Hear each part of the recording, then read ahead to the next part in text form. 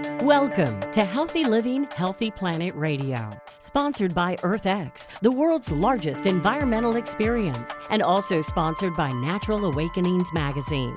Live your healthiest life on a healthier planet. Now, here's your host, Bernice Butler.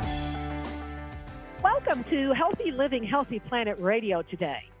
We're now in our second season, and we're more excited than ever to continue to help you explore and understand the unbreakable relationship between your health and the health of the planet. Here we look at the hottest topics related to our environment and its sustainability and how they affect your health and wellness. Here, issues like climate change, plastic pollution, extreme weather events, and others will meet up with everyday impacts like allergies and asthma, digestive issues, gut health, cancers, lung and heart issues, and more. So listen in today as we interview experts for today's show in our month-long segment on Earth Day 2021, Restoring Our Earth. And today we're going to talk about restoration and mitigation, ecosystems, forests, and our well-being. Globally, forests cover nearly one-third of the land area, and they contain over 80% of land-based or land-dwelling variety of living beings on our planet. Both the extent and the quality of our forest habitat continues to decrease, and the associated loss of biological diversity jeopardizes our forest ecosystem and how it functions, as well as the ability of forests to provide their life-giving ecosystem services to us. Ecosystem services are the many and the varied benefits to human beings that are provided by the natural environment, such as agro-ecosystems, that's the ecosystem surrounding agriculture, forest ecosystems, grasslands ecosystems, and aquatic ecosystems. In light of the increasing population pressure, it is of major importance not only to conserve, but also to restore forest ecosystems and others, as is the whole theme of this year's Earth Day. Scientists say the world's natural forest and other critical ecosystems like grasslands are hanging on by a thread. They are of critical importance to the world's climate, our food supply, species habitat, and indigenous peoples. In places like Indonesia, Central Africa, and the Amazon, forests are being cleared to make room for livestock, replaced by monocrop plantations like soy and palm oil. They're being exploited for timber, and they're just withering away from the impacts of climate change. About half of the world's forests have already disappeared, and only 20% of what remains intact is viable. As it stands, the world loses more than 23 million acres of forest area every year. And so the window of opportunity to reverse deforestation and protect the world's remaining intact forest is shrinking, and it's shrinking fast. Not only does this have huge consequences for the climate and for wildlife, but it's also a major human rights concern, as an estimated 1 billion plus people worldwide depend on forests for their livelihood. This is a lot. So here today to help us explore this some more is Will Anderson, and Will is with the World Resources Institute. Will is the communications lead for the World Resources Institute's Forest Program's Global Restoration Initiative.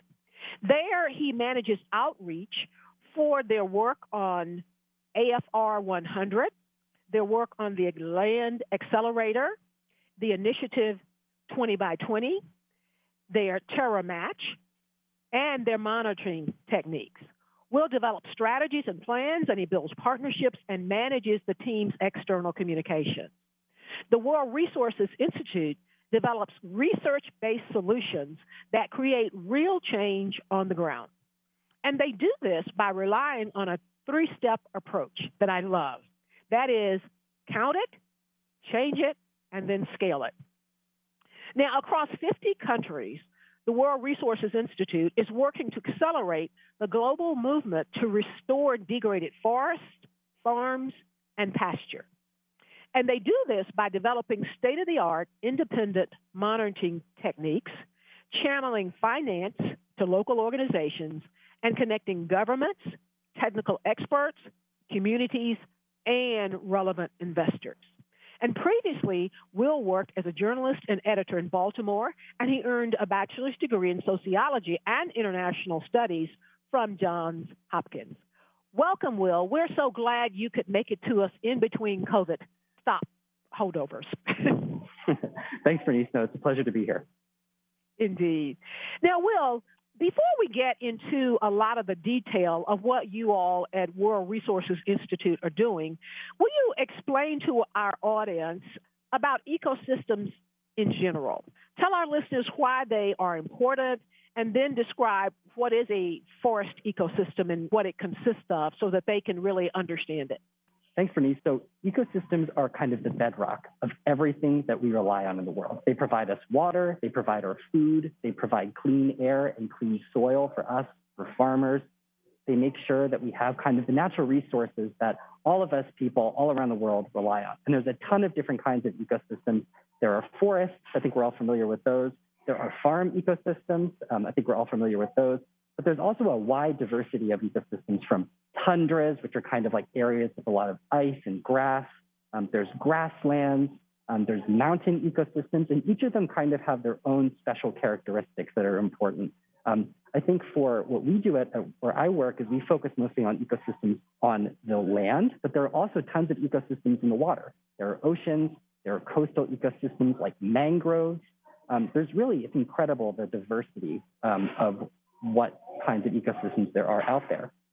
Forest ecosystems, I think personally, are especially important, and that's for a bunch of reasons. The first is that forests provide really important tools like timber that we need for construction and for fencing and for building. It also provides kind of homes for birds and animals and other kinds of plants that are really important to keep the other kind of ecosystem services that you mentioned earlier working. If we don't have forests and the people and the organisms that live there, we can't have farms that function. Forests are also really important because they also help provide key services like clean water for all of our cities and our houses. And they also make sure that we have clean air for us to breathe. And so I like to think of forests as nature's toolbox. And the reason I like to think of that is that they have a ton of different services that they provide: clean water, clean air. The other really important thing that they do is that they store carbon dioxide, which is what's heating up our planet's atmosphere and making climate change worse. So the more forests that we have and the healthier that they have, the better homes that they provide for plants and animals, the better services that they provide for you and me and everyone else, and the more carbon that they can sequester fighting climate change. So they're a really important tool, and not just the trees, but the other kinds of organisms that are part of forest ecosystems are equally important. You mentioned, and I want to make sure everybody understands when you say the forest sequester carbon. That is, put in other words, the forests take in the carbon from the air. They take it out of the air and I guess take it into themselves. And that is thus cleaning the air and keeping the harmful carbon from humans. That's exactly right. That's a big deal. It is a big deal. And just think about the more trees that we have, the more that we can protect, and then the more that we can restore in the right ways, the more carbon we can store in those trees and in the soil around those trees and in the root systems, and then the healthier of a planet that we have in the long run, and the more we can fight against climate change. Thank you for that explanation to us, Will. There are a number of different types of forest ecosystems. Can you tell us about these and how each of these intersects perhaps with our daily lives and why we should care about those? Sure, and I can go through a few of them. I'd say that there are dozens of types of forests. The really important ones, I think you could say, are maybe in four categories. The first kind of really important forests that I would say are tropical forests. And the reason why they're important is because there are carbon-sucking machines. Those are in places like the Amazon rainforest you might have heard of, or in the Congo Basin or in Indonesia. And they have a ton of animal and plant life in there. They also have a ton of foliage and leaves and roots, and they're really important for that reason. They also supply us with some of like the fancy fruits and vegetables you might get in your grocery store. The second important forest ecosystem, I would say, are temperate forests. Those are forests that if you might have been to the east coast of the U.S. or in the west somewhere like Colorado or even in places in Texas, you might see kind of trees. Think oaks and maples and all that kind of stuff. They're important because they're the ones who are the forests outside of us. People have recreation in those forests. They live near them. They provide kind of homes for plants and animals. They also provide timber and other services for us. So that's kind of the second important forest ecosystem that you might be familiar with. And the third one, which is kind of like a fun or bonus one, I would say, are boreal forests. Those are the forests that are way up in Canada and in Alaska, basically a lot of pine trees, that kind of stuff. And they are vast tracts of those across Russia, Canada, and the US. Again, they provide home for plants and animals. They sequester a lot of carbon, and they also make sure that the ice that's in there kind of stays in the area that it is. Okay, well, let's go ahead and go to break right now, Will, and we'll come back on the other side and talk much more about this. We have been with Will Anderson of the World Resources Institute, and he's really been giving us some valuable information as to why we should really care about forests and what's happening to them, even though they may be miles and hundreds of miles away from us. Thank you, Will. We'll be right back. We want to give a shout-out now to our sponsors. That is EarthX, the world's largest environmental experience, promoting environmental awareness through expo, conferences, film festival, interactive experiences, and now EarthX TV streaming service. Our other sponsor is Natural Awakenings Dallas-Fort Worth Magazine, the Green, Healthy, and Sustainable Living Authority for the DFW Metroplex and North Texas communities. Print issues of Natural Awakenings can be found in all Whole Foods markets, natural grocers, central markets, sunflower shops, and many, many other locations, as well as available online for download free at nadallas.com. Check them out. Our other sponsor is North Haven Gardens, serving the Metroplex since 1951, the most respected horticultural establishment in North Texas, offering gardening and plant education, concierge services, DIY classes, gifts, and more. Check them out at nhg.com. And our other sponsor is Lynn Dental Care, practicing dentistry for over 38 years with a holistic approach, none mercury, and looking at the whole body. Specializing in periodontics, Dr. Lynn is board certified by the International Academy of Oral Medicine and Toxicology. Check them out at lindentalcare.com. Thank you, sponsors.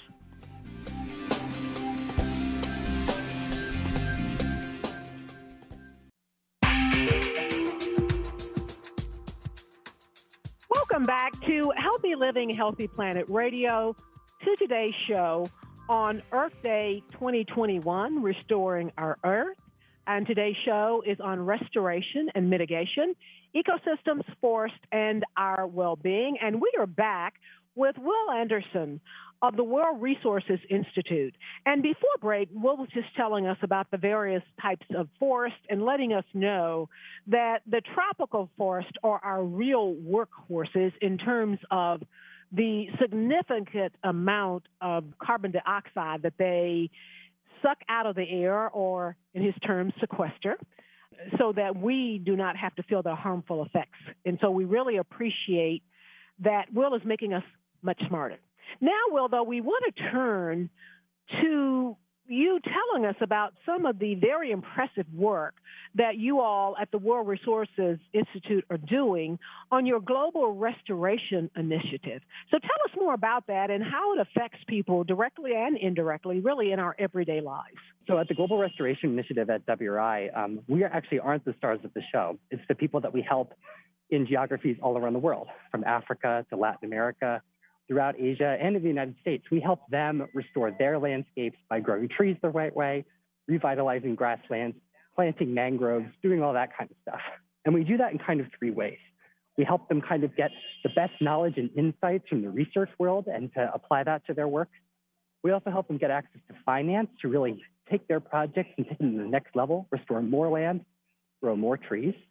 And we also connect them with people from academia, from like in universities, in the government, and other investors to make sure that they have the resources that they need to take their work to the next level.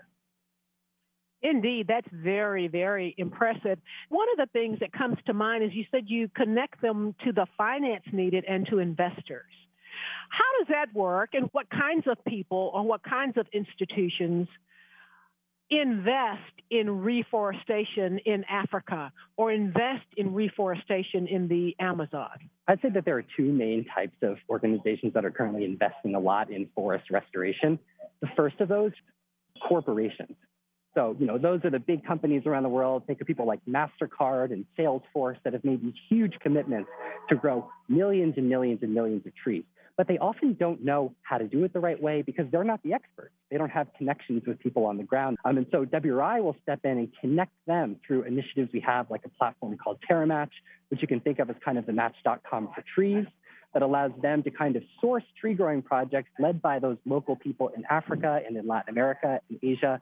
Basically, plant those trees, make sure that they stay planted and maintained in the long run, and then monitor, making sure that they continue to provide the benefits we talked about earlier. And I'd say the second category of people that are really looking to invest are what you might call impact investors, people who aren't just looking for kind of a commercial benefit from restoring land. But of course there is one. Actually, each $1 invested in restoring land can lead up to $30 in economic benefits for people who actually are restoring land. And so that's not chump change. And so these investors are looking for that kind of revenue, but they also want social and environmental impact as well. And a lot of them are investing in entrepreneurs, if you could believe it or not, whose companies are restoring land by growing trees or helping farmers produce more sustainably. And we see that those investors are doing that in Latin America, in Asia, and in Africa. We connect them with a program called the Land Accelerator. Who are some of these investors in the Land Accelerator? They're actually mostly small impact investing firms. Some of them, there's one that's very large, which is called Althelia Morova. It's actually based out of France, but they're investing in a lot of these kind of what you might call sustainable agriculture projects. They have great examples where they're mixing kind of and monetizing the money they can get from the carbon that those trees are storing in their branches and leaves, and then selling that in the market. It's something called a carbon credit.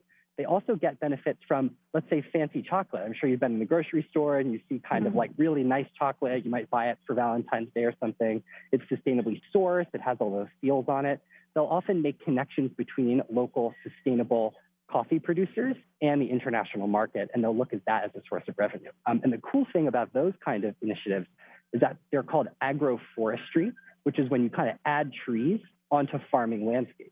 And so if you grow some trees and they're kind of above the shade-grown coffee bushes below them, it's better for the environment because there's more trees in there.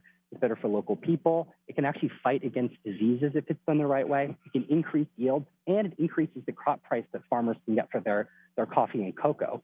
So really, at the end of the day, it's a win-win-win for everyone. And it seems like it produces better tasting coffee and better tasting cocoa. That is you forgot one win. It's a win-win-win, including the drinkers. I want to go back for just a minute, too, and ask you a little bit more about your TerraMatch program. That sounded very interesting.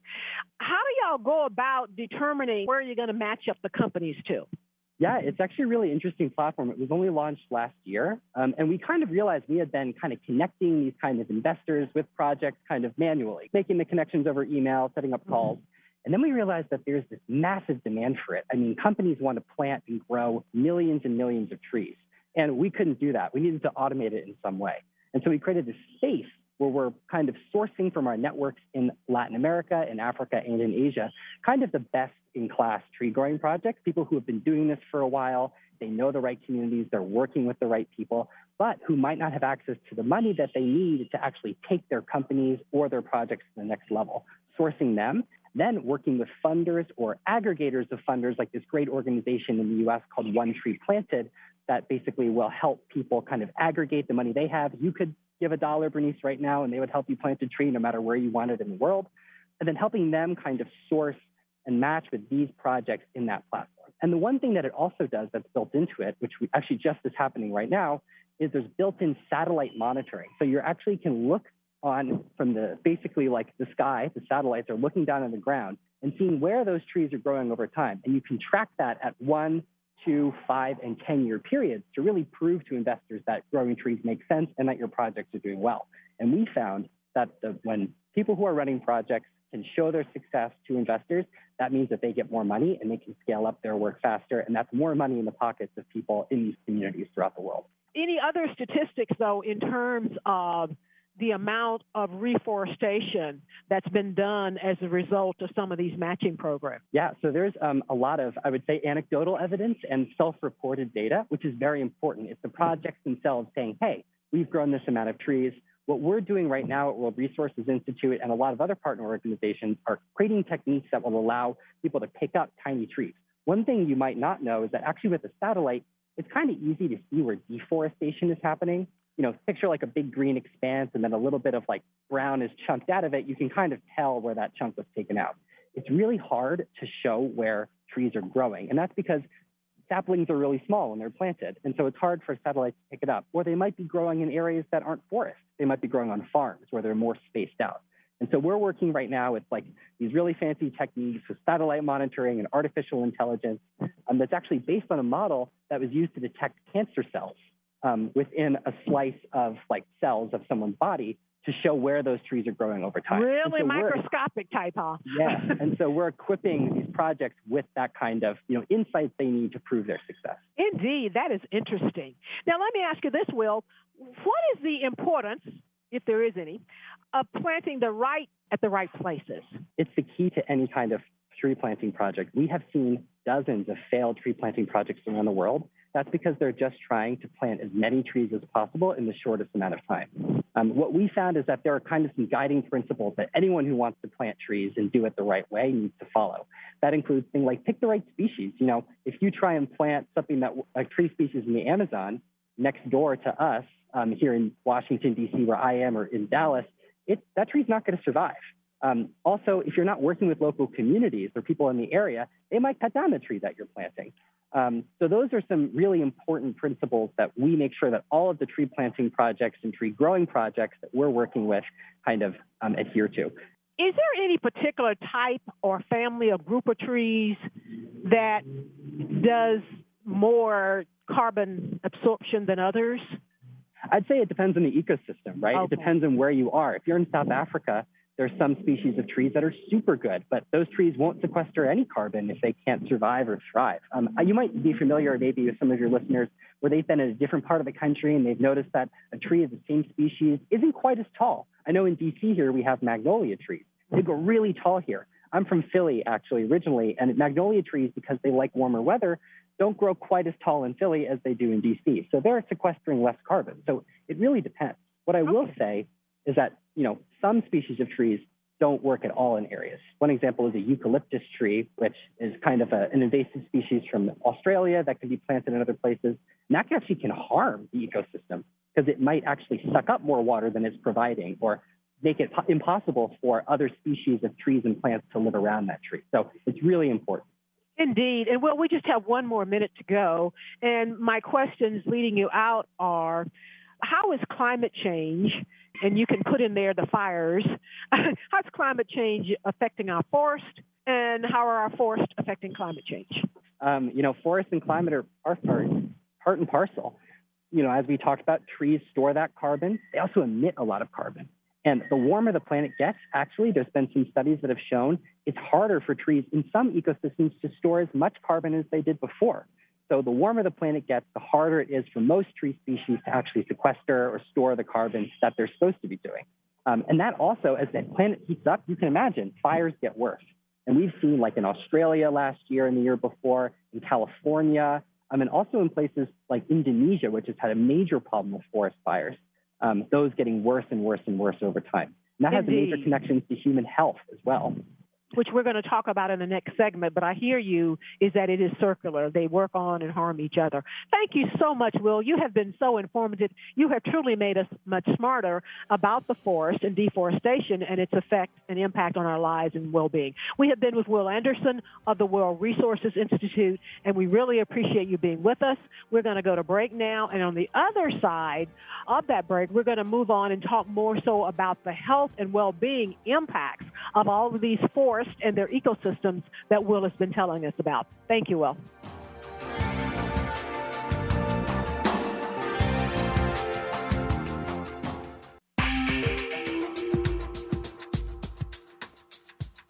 Welcome back to Healthy Living, Healthy Planet Radio. This is the second part of today's episode on Earth Day 2020, Restoring Our Earth. And today we're talking about restoration and mitigation, ecosystems, forest, and our well-being. And now we're going to turn to the health perspective of all of this. The relationships between human health and well-being, biodiversity, healthy ecosystems, and climate change have in recent years received increasing attention in international discussion and policy processes. For example, a recent assessment cited by the National Institutes of Health has listed ecosystem goods and services that are crucial for human survival and without which life on Earth simply would not be possible. And forest and trees supply an abundance of these ecosystem services that help in creating healthy living environments and in restoring degraded ecosystems. In addition to tangible products, forests, for example, as our last guest talked about, they mitigate floods, drought, and the effects of noise. They purify water. They bind toxic substances. They maintain water quality as well as soil fertility, and they help in erosion control. They protect our drinking water sources, and they can assist in processing wastewater. Forests can mitigate climate change, and they have many, many health impacts. However, ecosystem services and goods that forests provide for us are most definitely being threatened by deforestation, pollution, biodiversity degradation, and, of course, climate change. Incidences of poor health have increased in urbanized societies, partly due to expanding urbanization and modern lifestyles that are related to increasing sedentary work and mental stress. Recently, the significant potential of natural and green spaces in enhancing human health has been recognized. Forest environments promote humans' mental and physical health in many, many ways and may assist also in preventing some chronic illnesses. And I ran across an article as I was researching for this segment that simply mesmerized my attention. The article was called Greening Healthcare, Practicing as if the Natural Environment Really Mattered. And I'm still mesmerized by this. The natural world's role in human well-being is essential. Yet often they tell us it's forgotten, and it's an often forgotten aspect of healthcare. A particular importance of the benefits one can derive through interaction with natural environments. While health is an obvious goal of traditional medicine, many healthcare settings are neither nurturing nor healing. And they go on to say that reincorporating the natural world into the design of settings in which medicine is practiced is one way to complement conventional healing modalities and move our healthcare toward being more, quote, green. This is just amazingly interesting, and it seems to be a lot of this is under our control in a time when it also seems that maybe not much is. So here to help us understand this and dig into this a lot more is Dr. Susan Abookire, MD. She is with Brigham and Women's Hospital at Harvard Medical School. Dr. Abookire is an assistant professor at Harvard Medical School. She is a senior executive with 20 years' experience leading healthcare organizations. She consults as a chief medical officer and has served as system chief quality officer and past chair of quality and patient safety at Mount Auburn Hospital. And she's a graduate of Harvard Medical School, and she trained at Brigham and Women's Hospital and practices internal medicine there. She received a master's degree from the Harvard School of Public Health and has taught nationally and internationally on patient safety, high reliability, and systems design. And most importantly, she enjoys being a forest therapy guide. Welcome, Susan. Oh, yes. Thank you for that lovely introduction. We're glad that you could join us. So, Susan, can you walk us through briefly and connect the dots for people as to how and why plants and forest ecosystems are important to us, not just to go visit and recreate in, but how they're otherwise important to us in our health and well-being in our daily lives? Sure. First and foremost, it's really important for us all to recognize and feel how we are all a part of the planetary ecosystem that includes the forests and all of the plant life, as well as all animal life, including us. And of course, we may at times feel that our lives as people are indoor lives with technology and somewhat separated from nature, other than when we visit nature. But in fact, every aspect of our lives, starting with the very air we breathe, is interwoven with the other non-human parts of our ecosystem. And this recognition that we're part of this magnificent ecosystem itself, the recognition itself, can deepen our sense of reassurance and belonging in the world. Humans and forests have always been interdependent. We humans, our species, the human species, evolved in the forest. It is said that 99.9% of our history is in the forest, and our DNA was developed. Our the very core of our being was developed in our history in the forest. And we have an innate response to nature, and appreciating this and allowing this to blossom is really at the core of a lot of the health benefits of being in nature. As we know, and maybe your other guests have detailed, the trees are the very lungs of the planet. And as trees, make oxygen out of sunlight and tissue, and we breathe in the oxygen that the trees make, and then when we exhale and we breathe out the carbon dioxide, the trees in turn absorb the carbon dioxide that we exhale. So we are in this lovely back and forth partnership, even in our very everyday breathing, with trees and also other plants.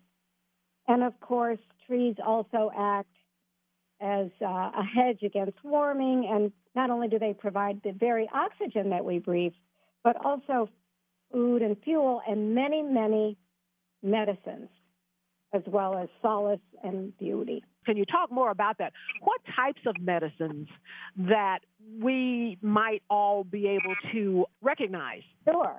There's evidence dating way back from burial sites 60,000 years ago that humans used plants as medicines. And as many of your listeners know, our listeners know, the Chinese medicine is based on a scientific use of herbs, and that dates back 3,000 years BC. So even today, if we look at all of the medicines that people are familiar with today, I'm going to call them the pharmaceutical medicines that are prescribed and made by pharmaceutical companies, about 40% of all of our medicines are based on or come from plants.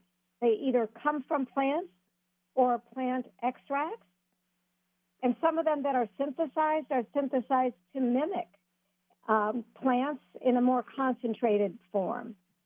So some common examples, people don't really think of caffeine as a medicine, but maybe I do. I do too. I'm with you. Caffeine is a plant, and it's certainly part of our everyday lives. Aspirin is a medicine that originally came from the bark of trees, predominantly the willow tree. And the ingredient of aspirin is in the bark of many trees. Aspirin is not only a pain reliever, but it also treats fever, as we know, and can be a little bit of an anti-inflammatory medicine and a blood thinner.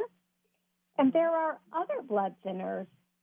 Maybe some aren't always from trees, but there are other blood thinners that come from nature, for example, from some venom that, for example, snake venom. It contains the ingredients that is now a very popular set of blood thinners. A lot of the chemotherapy agents that are used against cancer come from plants.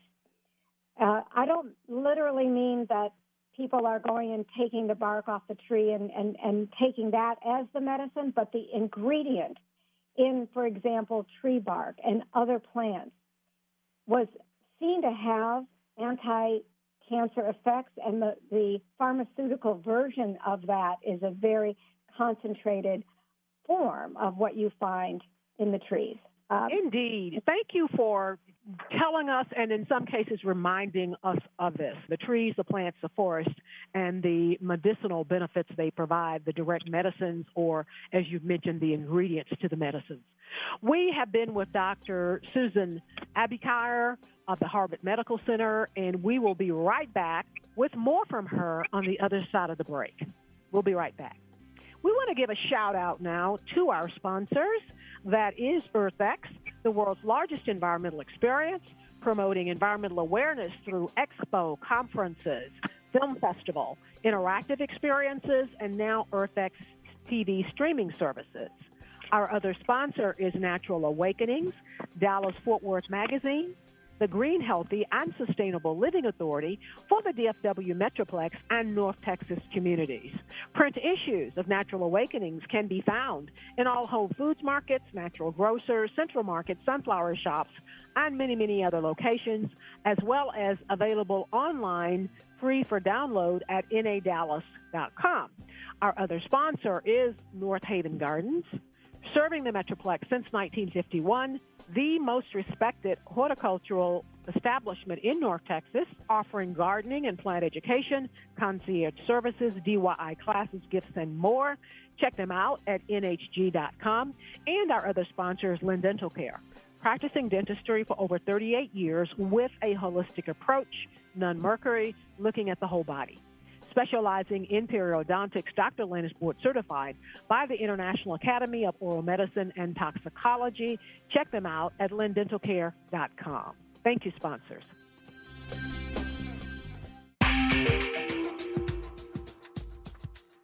Welcome back to Healthy Living, Healthy Planet Radio, to part 2 of today's episode on restoration and mitigation, ecosystems, forest, and our well-being. And we're talking about this from the health perspective, and we are back with Dr. Susan Abookire with Brigham and Women's Hospital at Harvard Medical Center. Again, thank you for being with us, Susan. We really appreciate your time today. Thank you for having me. Before the break, you were telling us about the medicinal benefits in terms of health of a forest. So let me ask you now, Susan, what role, if any, do or can forests play in illnesses and disease prevention? And then the flip side of that, are there any negative effects or any contributing factors from forest to illness and disease? So the good part first and then the negative part. Well, there are now decades, about 40 years or 4 decades of research showing the benefits of forests and green space on both physical health as well as mood and psychological health and attention. And there is a practice, which I'll speak about in a moment, called forest therapy, which really focuses a lot of these benefits for people. But there is a lot of research that shows that, for example, even being able to view a green space can alter people's health. So some of this research is very general to exposure to nature. It's not necessarily got to be an entire forest, and it's not necessarily all forest saving, which I'll speak about in a moment. But for example, there are many studies, and over the last 40 years, some of these studies started in Japan and Korea, where a lot of this research really started, but now it's worldwide research and a lot of it here in the United States. For example, a recent study evaluated nursing home residents and people who were living in nursing homes, and they were doing surveys of the mood and depression symptoms of nursing homes and found that nursing home residents who had access to trees within 10 minutes of their environment, that they could walk to a tree or a set of trees or some green space, had much lower rates of depression than people who were confined to only urban environments. And there are numerous studies that corroborate this. Maybe is this a good time for me to just introduce a bit about the forest therapy itself? Please do. Okay. And because a lot of the research, some of it is specific to forest bathing, and most of it is much more general to just access to green space. But forest bathing, first let me just introduce that, is a practice that was inspired in Japan. It began in Japan, and it was inspired in the United States by the Japanese practice of what was called Shinrin-yoku, which when translated means forest bathing. And forest bathing or forest therapy is an outdoor, guided, slow healing practice. It's a practice whereby people, when with a guide, can really slow down and come into partnership with nature and really also experience their own senses. It's a very slow pace, and people are invited to experience the pleasures of nature through all of their senses, listening to the birds and smelling organic matter, and really feeling their natural bodies as part of this nature. And there are also invitations in forest bathing that invite participants to really experience their partnership with the forest. So the practice, again, encourages people to be present in their body and also to be tuned into pleasure and the pleasure of being alive, really. So this practice, Shinrin-yoku, started in Japan in the 1980s, and it was really the Japanese government that noticed at that time there was an increase in stress-related disease among the Japanese population. And by stress-related disease, I mean high blood pressure or heart disease or chronic inflammatory diseases. And they were noticing a spike in these kinds of diseases. And they thought that perhaps it was because at that time the workforce in Japan had moved from a rural-based economy and a rural-based workforce to cities and technology. And so they developed all of these forest trails throughout Japan and began offering people these guided walks on forest trails, and then began the research on the effect of that practice.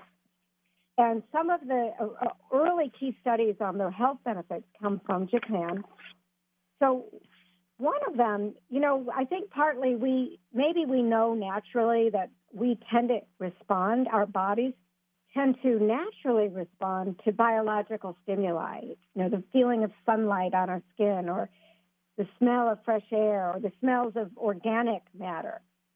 Well, it turns out that one of the things that the trees can do for us is to help boost our immunity. And this started with a study in Japan, again, that showed that trees release a volatile tree oil that we then inhale. And these tree oils are called phytoncides. And those, in the research that was done, it was shown that phytoncides that we breathe in when we're in the forest actually increase the number of, there's a certain kind of immune cell that we have called a natural killer cell.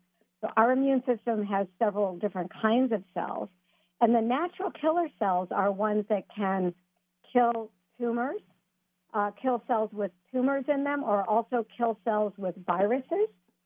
And it was shown in this research that people who spent time in the forest compared with people who, in the study, the control group, were spent the same amount of time in an urban environment, had increased levels of natural killer cells after a period of time in the forest. And it was narrowed down in the studies to these phytoncides that increase these cells.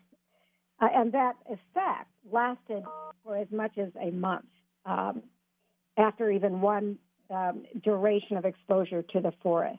Let me ask you this, Susan. These tree oils, can they be extracted and bottled up and spread around or what? They are to some extent, yes. You may have heard of aromatherapy. There are extracts. There are extracts of of plants, of the oils of plants, many kinds of plants.